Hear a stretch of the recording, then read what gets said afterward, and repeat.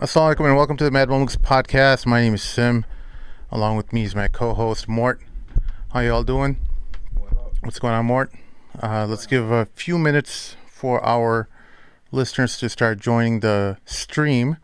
And in the meantime, we'll give a quick shout out to our sponsors, halfardeen.com. Let's give a shout out to them. We haven't done that in a while. And wahidinvest.com is the place for you to go for your Sharia compliant financing. And finally, mywasiya.com is for your Sharia compliant will. All right, well, it's been a while since we've done Mad Mondays. Mort, look alive. Yeah, You're on the TV. I was tweeting out the thing. Oh, okay. So people actually join in. Because this is my actual first Mad Monday in the studio. Oh, yeah, that's right. Praise yes. the Lord. I mean. MashaAllah. Studio. Yeah. His Holiness is not with us today. Sheikh Amir. He's figuring out how to use Zoom, so he'll be back when he figures it out. Yes, Mad Mamluk listeners, you have to listen to us two meatheads discuss some quite controversial subjects. Wait, rewind. He was never part of Mad Mondays anyways. Oh, he was never. Yeah, me and you. We're just making small talk. Yeah. The listeners understand. You're acting like my wife, getting all technical and stuff. This is what happens when you're friends for a long time. Somebody has to, keep you honest. All right. So we got a couple things. We're trying to make Mad Mondays a little bit shorter, so that those people with shorter attention spans can participate, and they don't get too intimidated by the length of the video and not click on it. So we're gonna hit a couple different subjects today and knock it out real quick. So, the one and only Sheikh Hamza Yusuf have made the news again, and I'm not sure what to make of it because it's so difficult talking about Sheikh Hamza Yusuf, man. Because I like the guy. Everyone loves him. Everyone loves him except for his politics. And I think that he provides like this intellectual / spiritual dimension. Bro, when we were young, there were two people who influenced us unlike no other. Sheikh Hamza Yusuf and Siraj Wahaj. Yeah. When we were young, those two guys were the main connection to our Islam. At least they were the ones who could... Our American Islamic identity. They were the ones that, like said, we could relate to because they were around here. Right. Accessible to us. Right, and they look different, right? They were of different ethnic backgrounds, so you kind of thought that was cool. One's a white guy, one's a black guy, and you thought that was kind of cool that, there's more to Islam than Arab and Desi, so that was kind of cool. But there is this new video where he ends up talking to a news reporter from Indonesia, and he talks a little bit about why he is choosing to take the path he has with regards to his participation with the UAE and the counsel he's providing to various governments around the world. So I'm going to go ahead and play that for the listeners, and they can decide for themselves. And I'm going to do some pauses and stuff like that so that we can provide our additional commentary regarding the video. I know you haven't seen it. I've seen it once. Let's go ahead and... I forgot where all the buttons are. All right, there we go. Genealogical. Is it about the caliphs? Is it about that early tradition in Islam of the caliphs? I think I'm a little too far ahead. Let's see. I see the video, no more audio though. Huh? I can see the video. Yeah. But I don't hear the audio anymore. No, I know. I paused it. Okay. Again, like I look at the Irish situation, the Irish were tribes that were fighting each other with them. We have to work towards making a better situation for people. I mean, I want to see the best situation for people. I'm against violence. I've always, in other words, the collapse of these states. So, like I said, it's very easy for us to be armchair critics. place. It's a very difficult place. They're dealing with, unfortunately, the Muslims traditionally were actually a community that had my mic is off. You can't hear it? No, so my mic is off and the audio of the video is echoing according to the chatters. Oh, you know why? Maybe because... Do I need to pull something out? No, I think someone's microphone might be right next to the... Can you move that headset from the... Yeah. It's probably getting picked up by that. Okay. But they can't hear you? Is that what they're Yeah, saying? my mic's off, they said. Oh, okay. There we go. All right. Fixed it. All right, go ahead and talk. Testing. Can you guys hear me? Testing 1, 2, 3. There we go. Can you hear me? Yeah. Okay, good. It's been a while, folks. We haven't done this. Test. Nurin, can you hear me? Okay, she can hear me. Good. Fantastico. Perfectico. All All right, let's go ahead. Sheikh Hamza. about how to deal with things.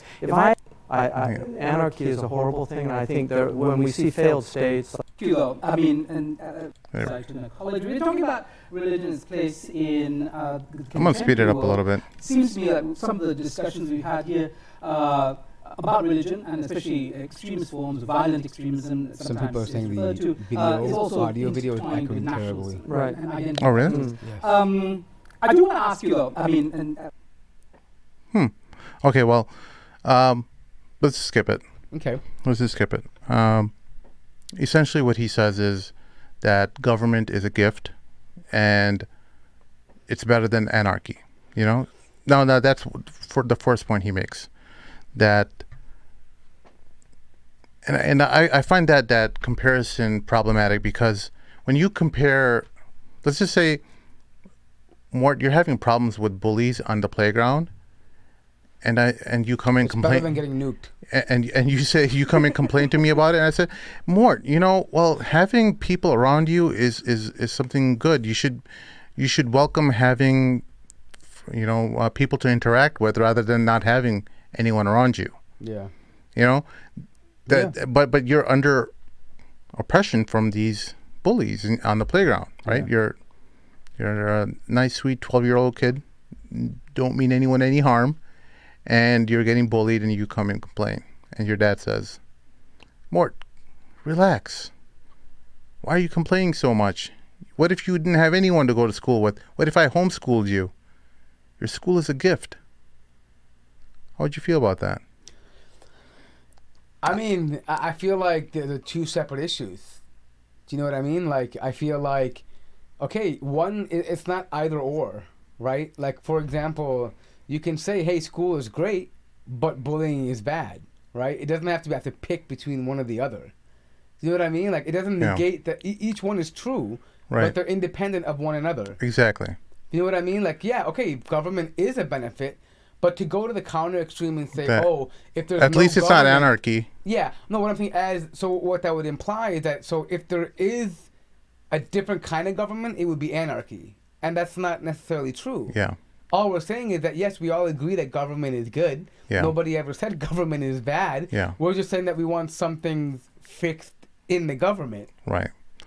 And so he later on goes on to talk about how, we should be consulting or giving advice to the rulers, and that they're in these are very complex situations, that the Middle East has majority of the population is very happy with the government, which I thought was kind of a very strange statement to make. Because you're not asking. I mean, who are you asking? Are you asking Salman al-Ouda and his family? Who's in prison right now? Yeah. So here, that's an interesting point. But the funny thing is, and I think Sheikh Hamza would know this as well too, having been somebody that's traveled to the Middle East and studied, and I'm talking about even 10 years ago, before he was even 20 years ago, before he was like a political figure or well known, just a student. How do you accurately measure the people? Are people actually allowed to speak their mind? And I mean, is there any credible, authentic way to get a census of how the people feel about the governments without any repercussions or fallout? No, there's not, right? Yeah. So how do we know that? That's like you know what that's like. That's like saying, you know what, there's no AIDS in Somalia, right? Well, we don't do a census. How do we know that? No one can prove or disprove that, right? We just don't do that, right? So likewise, we don't know to what degree of freedom of speech and the ability to criticize is there. And what we do know, though, is oftentimes enough in many of these Muslim countries that free speech itself is censored, right? Criticism of the government is also dealt with very harshly, right? So how do we know that they're actually happy? They could be saying they're happy just to avoid being incarcerated or being punished or being tortured. Yeah. Well, there's also the idea that,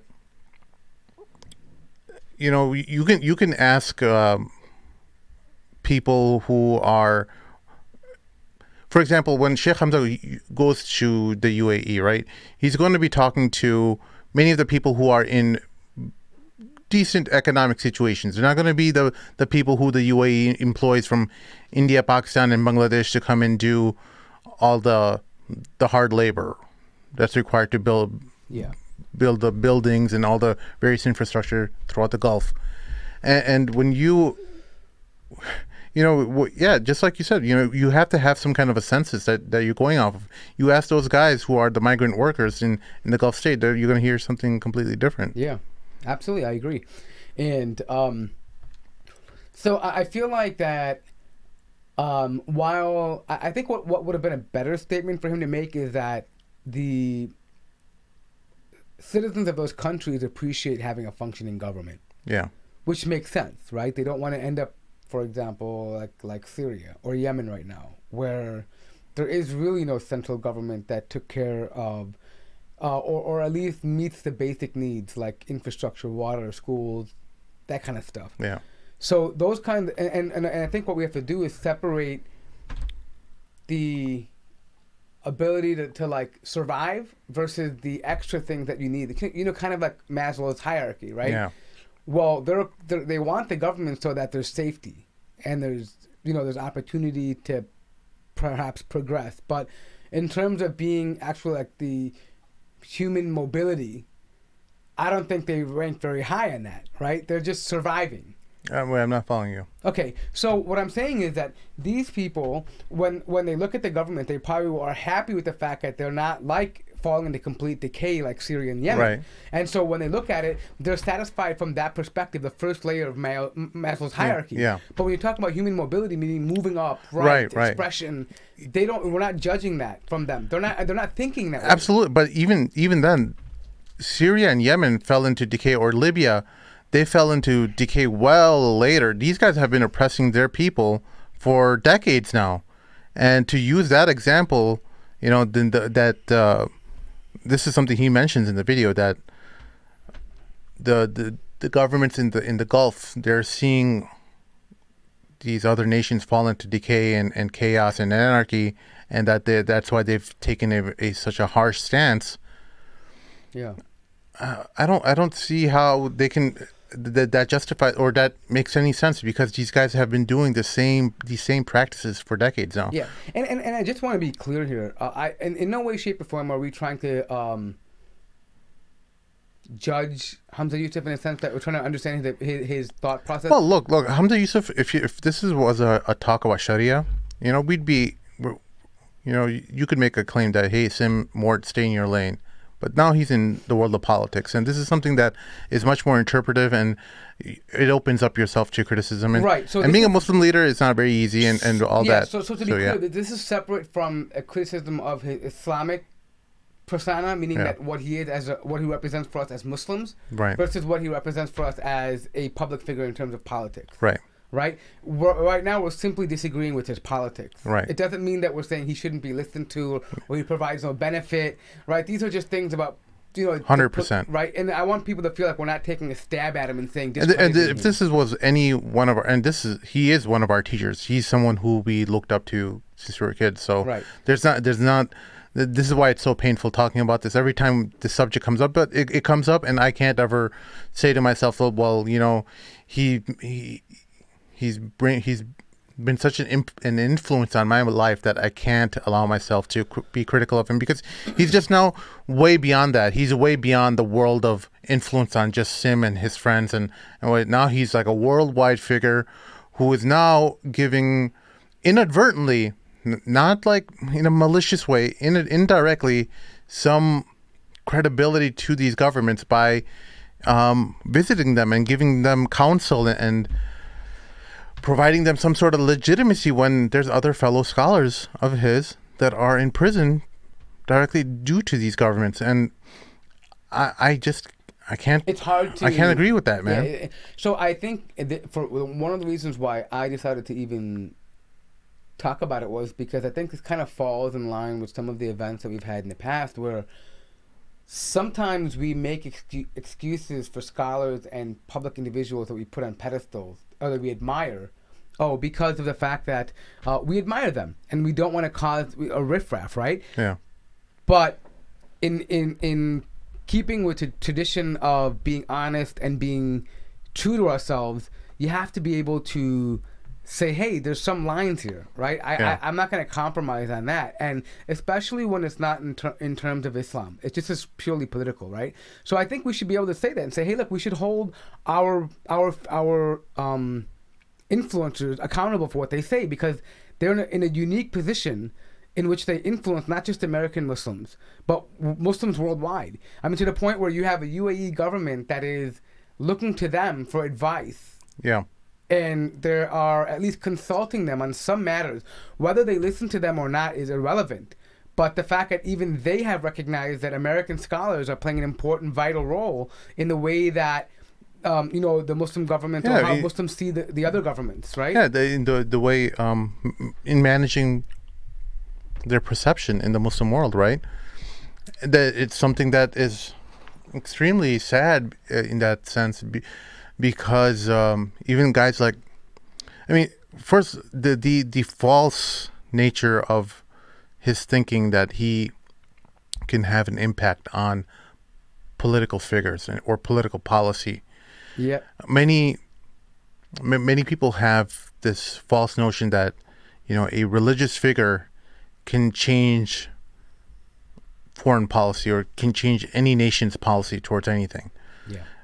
The only use that a ruler of a nation, a leader of a nation, looks at a religious figure is, how can this guy benefit me? How can I use this guy to maintain my legitimacy? That's all their only perspective or their only viewpoint towards any religious figure is just that. And I think that's what's lost on a lot of people, that and especially many of Sheikh Hamza's supporters, political supporters, because I would count us as his supporters as well in the religious sense, but not in the political sense. But the people who support him even on his political policy, they seem to not understand how politics works in that respect, how politicians view religious figures. Yeah, or they take the position that, hey, he knows that, but he's advising them the way he knows how, and probably in private. And now, and that could very well be true, but when you come out with praise, bro, I'll tell you, Erdogan himself just recently went to, or not, he didn't go, but I think a delegation was sent to China to see the Uyghur situation, and the Chinese state media reported that Erdogan said that the treatment was fine, and that this hurts. Honestly, that hurts me. It's a sting. It stings you because you have so much faith in Erdogan, and he's in a very difficult situation himself because his currency is completely crippled, and because of sanctions from the U.S. and now they've become increasingly dependent on China and Russia. And they recently had an issue with Russia because of the shot down Russian airplane over Syrian airspace, because they felt, I don't know if you guys knew about that, but last year sometime, a Russian fighter plane had come really close to Turkish airspace, and the Turkish Air Force shot it down. Right. And But- so they had a little riffraff there, and now Yeah. they just mended relationships. And now what that means is Russia is putting in their conditions the way they want it in order to compensate for what happened there. So they're struggling in that sense. But see, what I wish I could tell these leaders is, listen, I understand your political plight. I can't. I mean, maybe No, actually. what I was just trying to say was that if Erdogan can't make the change, how do you think that, Hamza Yusuf can? No, it's not about change. Look, we know that change is more than one person, right? What I would say is this: if you can't effectively make the change, or you can't, if something wrong and you can't speak against it because of the fact that you have, obligations to your countrymen or political baggage, whatever it may be, stay silent. Do you have to come out and say that the treatment of Uyghurs is great, or that you don't have to say that, right? You could just stay silent on the issue. Yeah. Right, I would respect that much more than actually, giving credence because now China and other places take that and say, well, look, other Muslim leaders are perfectly fine with Yeah. what's happening. MBS, look how much stuff or crap MBS gets for the comments he makes, and he said the same thing about Uyghur Muslims in China. Everyone jumped the bandwagon, because everyone's used to hammering down MBS. MBS, right? Right? But Erdogan, the great leader, I still respect him. Yeah. He says it, and people are reluctant to hammer that down. And the reason why is because we do respect him, but it would have been better for him to be silent, is what I'm trying to say. And okay, so we have Erdogan in this situation where he can't do anything about the Uyghurs. We have Hamza Yusuf talking about what else did he say in this? He was talking about constitutional monarchy and how he supports constitutional monarchy as a form of government. And I thought that was just a very strange statement to make, because he was like saying, during the American Revolution, I would have taken the loyalist side because, and I'm like, wait, what does this have anything to do with anything, Because it's almost a borderline cowtailing. yeah, well, it's just like you're just being ambiguous about your positions. You're not really engaging with the interviewer's question. But let me ask you a question though. Yeah. Is that what happens when you get too big? Like, you just have to be ambiguous and not really I think that's how politicians are. I mean, I think that's what, to some level, a lot of these let me rephrase superstars. So let me rephrase that. Yeah. Is that what pragmatism is when you get to that level? Like, was that what pragmatism looks like at that level? I think it does. I think if I could have maybe respected his position a little bit better if he just said, "Hey, look, I'm a pragmatist. I just want to do whatever I can." I'm just trying to survive. I'm not trying to survive. I feel like I need to engage with them. I feel like by not by ignoring them or by condemning them, I wouldn't accomplish anything. Yeah. That probably would make more sense, at least from his perspective. Yeah. I I think we probably won't have the right answer to give, but I think all I can say is this, is that when we see these kinds of things, it eats away at us, us bystanders, us laymen who are bystanders. When we see these kinds of things, it just leaves a sour taste in our mouth, right? And if that's what I can communicate to the people who are listening, it's not about trying to pull down a scholar or a politician or somebody. It's just that we as Muslims have a certain feeling about issues that are happening in the world, right? And the least we can do is at least give a word of support, or at least not support the people who are doing it, right? It's just the simplest thing. Yeah. You know what I mean? Like, at least acknowledge suffering. So, I mean, like, with regard to China, he was saying China is it's a complex situation. And he was like, I would love to give advice to China. And I'm like, well, what advice would you give? Don't treat them bad. Don't kill people. Like, Don't force feed them in Ramadan. Are you going to give them advice on how to be basic human citizens? Yeah. Like, how to don't practice force people humanity? to marry non-Muslims. Like, I mean, what's the advice? I mean, it's just really treat them like humans, right? Yeah, I mean, I'm just trying to process this because right now we were planning on playing the video and kind of breaking it up, and so it's kind of ruined the rhythm of this engagement. But we're doing the best we can. Yeah, going off memory. But anyway, is there anything left to be said regarding this? Does anyone No, I else think have we can anything? wrap it up soon. But real quick, I just noticed that we have we've got some new people from Canada listening to us. Bibo and Dean Canada. Why don't we have a live-in call-in show? Well, we're working on that. It's something in the works. It requires. It's The a problem is that you open up yourself to prank calls as well, and we're a but live show. So right. So what? If one of you guys wants to be a full-time operator that comes out and screens our calls, we'll be more than happy to have a live dial-in number.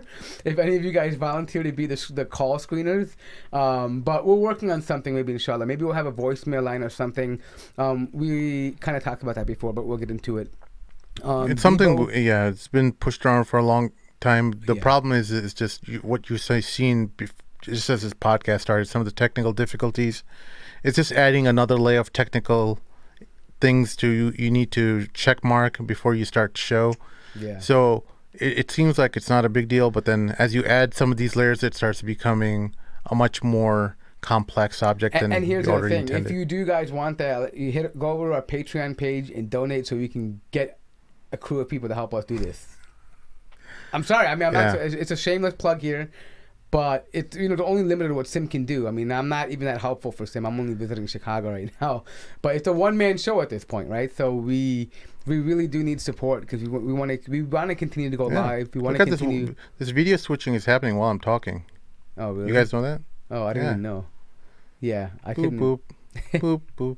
That's me. That's Yeah, Mark. but I mean, so we really do want to continue. So if you, I mean, I know it's a shameless plug, but it'll be helpful for us to do that. So yeah. Anyways, I don't want to keep begging for money. It's not my nature, but yeah. All right. So, you want to talk about the Little Mermaid? Sure. Just for a brief moment, we can do that.